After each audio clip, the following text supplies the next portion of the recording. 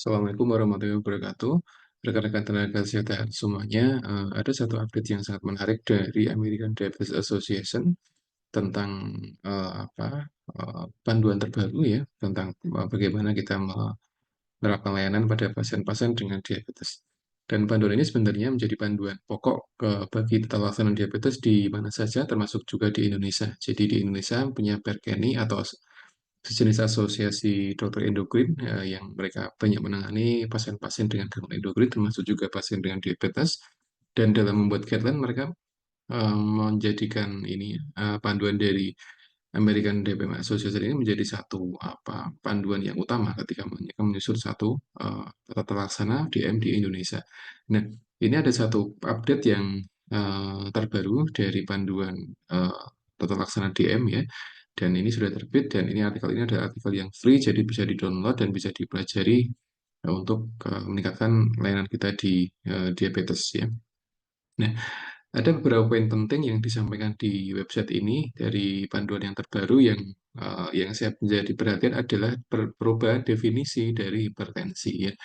Nah, hipertensi ini sekarang definisinya sudah berbeda. Jadi diagnosis cut-off-nya dia sudah semakin berbeda. Jadi hipertensi yang tadinya kita kenal sebagai satu kondisi penyakit yang tensinya di atas 150, 140, nah sekarang turun menjadi di atas 130 mm merkuri untuk sistoliknya, kemudian diastoliknya dia menjadi lebih dari 80 mm merkuri. Nah, ini satu hal yang mungkin menjadi hal yang penting. Kenapa? Karena sekarang banyak pasien dengan hipertensi yang mungkin mereka tidak sadar kalau mereka sedang mengalami hipertensi, sehingga ini perlu dilakukan satu pengecekan yang rutin dan perlu diberikan edukasi bagaimana menurunkannya, bagaimana mengelola dan sebagainya ya. Nah, dari panduan ini ada banyak hal yang disampaikan karena memang mereka update-nya setiap beberapa tahun sekali, dan mereka selalu memaparkan beberapa data baru yang dia basisnya dari evidence-based practice atau dari penelitian-penelitian yang terkini ya. Nah, karena di sini sudah ada ya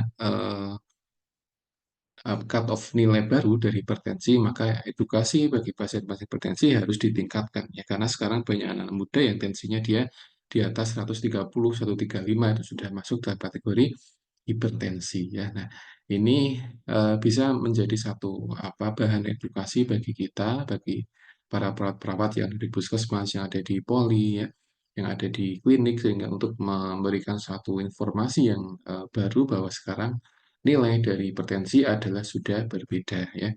Nah, kenapa berbeda? Karena memang sekarang banyak sekali penyakit-penyakit yang hipertensi yang dia memang meningkat prevalensinya, sehingga para pakar yang ada di Amerika mereka membuat cut-off yang dia berbeda.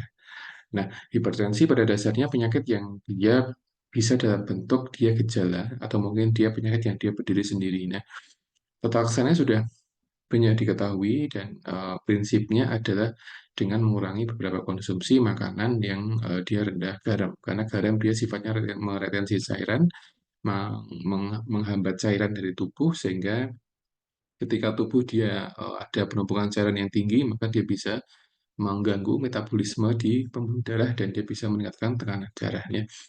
Nah, hipertensi dia juga punya efek yang samping yang cukup lumayan ya teman-teman semua, karena dia bisa bikin hipertensi, bikin tekanan darah, bikin penyakit ginjal, kemudian bisa bikin stroke dan sebagainya. Makanya anak muda sekarang, anak remaja juga perlu atau mungkin diwajibkan untuk rutin melakukan pemeriksaan tekanan darah. Jadi kita tidak boleh menyepelekan dari aspek tekanan darah, karena seorang ketika tekanan darahnya dia sudah tinggi, maka itu menjadi PR ya, PR, dan itu menjadi satu motivasi untuk hidup lebih sehat lagi, entah dengan olahraga atau menurunkan konsumsi makanan yang tinggi garam, atau mungkin dia konsumsi makanan yang tinggi kolesterol dan sebagainya, itu bisa membantu untuk menurunkan hipertensinya. Jadi ini yang inti yang akan saya sampaikan nih pada kesempatan hari ini. Jadi sekarang definisi hipertensi sudah berbeda. Nah, update lain dari panduan DM tahun 2023 ini adalah diantaranya anjuran untuk meningkatkan eh, aktivitas fisik sehingga dia bisa menurunkan berat badan lebih dari 15%. Nah, itu.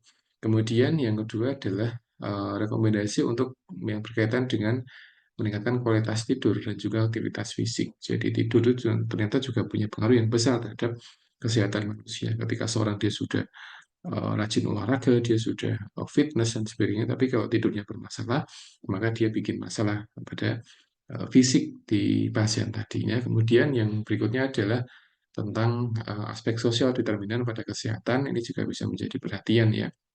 Kemudian dari apa, manajemen lipid ini juga menjadi perhatian untuk menurunkan level dari LDL-nya yang dia juga sangat beresiko untuk banyak pasien ya.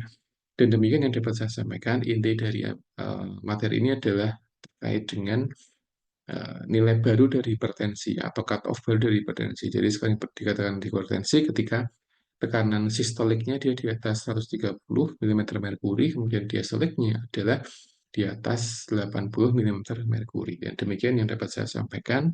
Semoga bermanfaat. Assalamualaikum warahmatullahi wabarakatuh.